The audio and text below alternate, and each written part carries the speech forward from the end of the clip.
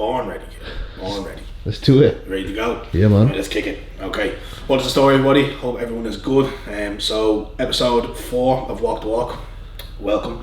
So before I jump into this, I just want to give everyone an update on kind of where we're at. So we are currently coming to the midpoint of kind of week 2 of the maintenance phase that we're going to be in prior to prep. So the game plan throughout this phase is essentially just kind of priming the body and getting ready for the start of prep. Like, we're trying to get to a point where we can manage the best physiological response off the jump.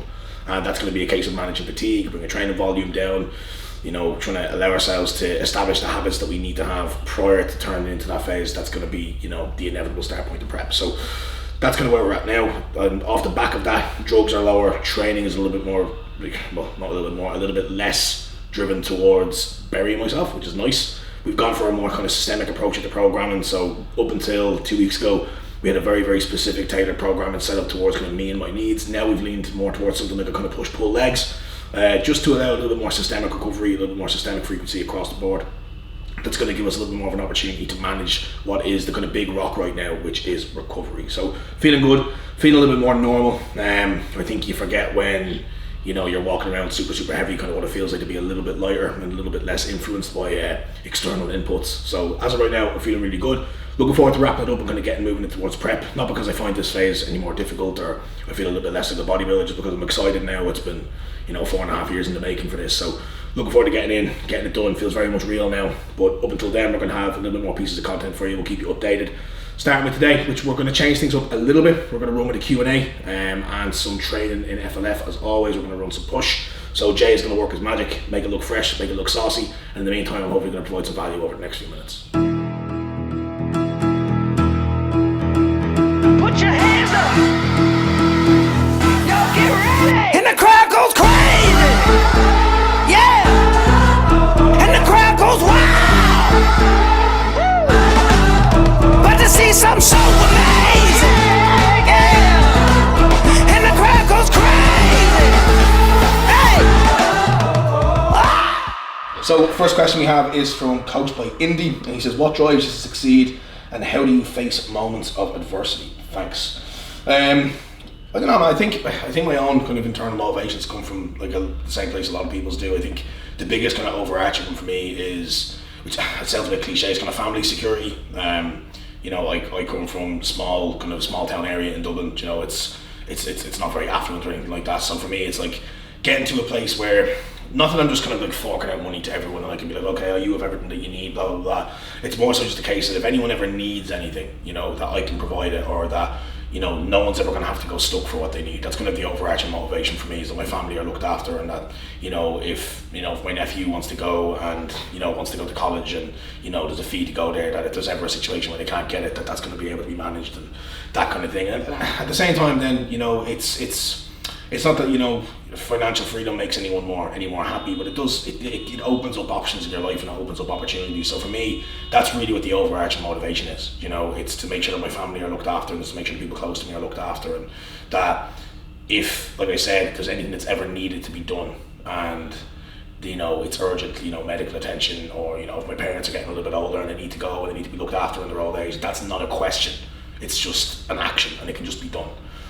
So if I'm totally honest, man, that's kind of what motivates me. And then I think alongside that, it's the belief that people have in me. You know, it took me a long time to believe that I could do anything with myself in this industry, and it took me a long time to believe that I was ever going to be anything, you know, other than kind of like your just bog standard personal trainer on the floor, you know. But my parents always knew there was something in me, my mum in particular. My dad got that I wanted to do something. He still thinks I'm a weightlifter, but at the end of the day, I think the belief that my family and my friends and my girlfriend Grace have in me is another thing that really keeps me going, because it's a case of like, you know, they believe in me, so it's time to show them that I can do what they think I can do. Who starts the show with standing nose, thunderous applause from the back row? The new sensation, take people to a high elevation, from the ceiling to the basement. Bass got the ground shaking, got the crowd going apish. That's entertainment. Get on up, get on out of your seat, and the crowd goes crazy. Get on up on your feet, and the crowd goes wild. Right, so next question we have is, how does the Irish bodybuilding industry differ from the UK one? Same question. So I think a couple of months ago or a couple of years ago, I would have told you that, you know, the Irish bodybuilding industry is like, it's full of people who hate each other and they're all very angry. I just think it's not as far along as the UK one is. I think a lot of people at home, they're not exposed to the same things that we're exposed to over here, or at least they haven't allowed themselves to be exposed. A lot of the Irish bodybuilding industry is kind of dominated by your quote unquote older school coaches who maybe don't want to accept a new train of thought, and that leads people to have a little bit of distaste for them. And I'm not saying that I ever had distaste for any of the people personally, but just the attitudes and sometimes the inability for people to kind of look deeper than, you know, what's on the surface level of bodybuilding, the surface level of training, and, you know, call it anything else that would be maybe a little bit more different, you know, stupid or useless or overcomplicated, if you will. So I think by moving myself across to here and kind of being more involved in the UK bodybuilding industry, I realise there's a lot of people that are on the same kind of thought process as I am. Which is quite nice. So I think that it's not necessarily that one's bad and one's good or one's worse and one's better. It's a case of the UK bodybuilding industry is a little bit further along, and maybe they're a little bit more open to conversations about things that we didn't talk about before. So next question again, we have another one, is what's the ultimate goal? Which is a cool question as well, so thank you for asking that one. So for me, I kind of spoke with this in the post. The ultimate goal for me, to be honest, is to be one of the best in the world at what I do, and that's coaching. I know for a fact I'm not going to be the best bodybuilder in the world. I don't want to be the best bodybuilder in the world. I've never wanted to be the best bodybuilder in the world. Actually, that's a lie. I would have at one stage. When I first walked into a gym at 16, I was like, I am the next Mr. Olympia. But the reality is, I'm not. And it was very, very quickly that I actually fell in love with coaching more than anything else. I actually started in coaching, so I started coaching martial arts. I moved into, I was starting to coach really, really young, about 17.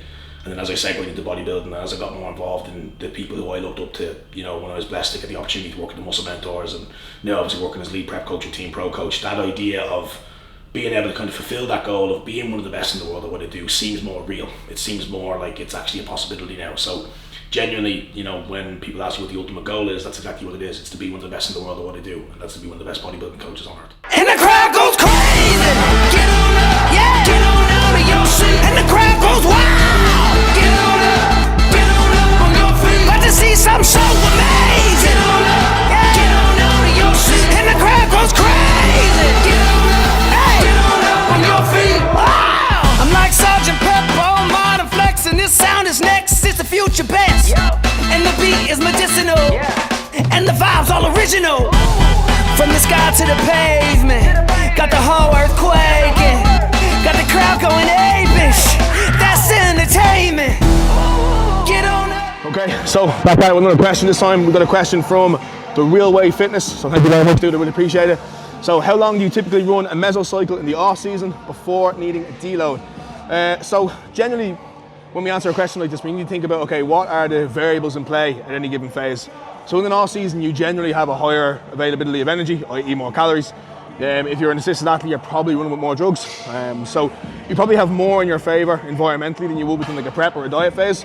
So generally the way it runs with myself is I'll start most of my athletes on a kind of a premeditated 5-week block, but we need to understand that we can't really box ourselves into these kind of premeditated setups all the time. They're a great place to start. They're a great place to learn about your athlete and your athlete's recovery capacity. But over time, you're going to learn more and more about kind of what suits that athlete and what suits that setup and what suits their individual needs. So yeah, oftentimes it starts with a kind of 5-week block where volume escalates across that 5 weeks, finishing off with a deload. But what I found myself is that a lot of my athletes, you know, they sit nicely at one basis of volume. So where I might increase volume in week 2, they like it around there. So we might hang around there for a week or 2. We might even hang around there for 3 weeks. If recovery capacity is still there, we might bump it up for a final week and then deload. What I'm really trying to get at is, yeah, we kind of run 5-week blocks, but at the end of the day, as you learn more and more about yourself and about your athletes, you will find that you're going to have to tailor that approach a little bit more rather than kind of fit some kind of bill and fit some box. We've got to be able to look past that at times. And the crowd goes crazy. Get on up, yeah. Get on out of your seat. And the crowd goes wild. Get on up on your feet. About to see something so amazing. Get on up, yeah. Get on out of your seat. And the crowd goes crazy. Get on up, hey. Get on up on your feet. Okay, so another question again. So this is from Liam Beecham. Big up, Liam. Thank you, my bro. So how long did it take you to scale your online client base to be able to do it full time? I'm a bit of a different case. So I've been coaching for like the guts of 10 years. I spent kind of 2 years coaching martial arts, and then I moved into PT on the floor for about kind of 7 or 8 years. And then I kind of combined my online work with my one-to-one, and I went fully online about 2 years ago, 2.5 years ago, just before I joined the Muscle Mentors. I think that's really just the answer to the question, but it's supposed to give some context and some value. Just take your time. You're not supposed to rush this. You know, like there's one thing I've learned from this job, and there's one thing I've learned from trying to make a success of yourself in this job, it's just to keep the head down. Don't try and move yourself any more forward than you need to be. You're exactly where you need to be at any given time. And considering you doing everything you can do every single day to move forward, you're going to get there. Don't try and rush it. Don't try and skip any chapters of your story. Do you know what I mean? Just allow your book to read the way it is. Take your time, do the work, show up every single day, and you'll get there when you get there. And so far as actually giving you something tangible, if you're currently working on the floor and you're doing a little bit of online, you want to be able to say to yourself when you do decide to go online that you can cover all of your expenses and have a wage to live before you can say to yourself, right, I'm going to drop my one-to-one work or I'm going to drop my full-time job. Make sure you're safe, make sure you're secure, or if you really want to just go ahead and do it and give yourself accountability, drop everything and just do it. That's what I did. Let's start the show. Yeah. Okay. Let's start it. Hey. Come on. Let's start the show. Let me introduce that new and approved, that making the moves, young Louis too. Open up the curtain, turn the house lights down, let the good vibes out, let the waves rain down.